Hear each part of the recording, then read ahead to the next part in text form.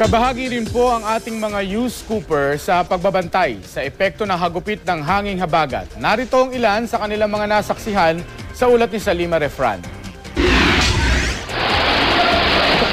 Sa kuha ni youth scooper Francis Garvida, kita ang pahirapang rescue operations dahil sa halos lagpas taong baha sa Caloocan City.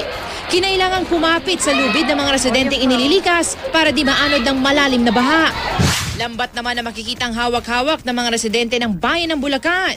Ayon kay youth scooper Michelle Villena, tuloy-tuloy ang pag-ulan doon, dahilan para umapaw ang mga fish pond.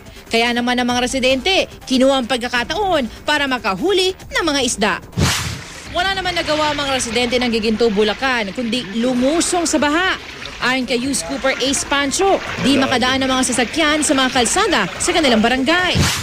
Ang kaliwat kanang palayan namang ito sa Lapas Tarlac nasira dahil din sa baha. Kwento ni youth scooper Arch Apurillo, umabot hanggang bewang ang tubig. Lalo naman tumaas ang baha sa Santa Cruz, Laguna.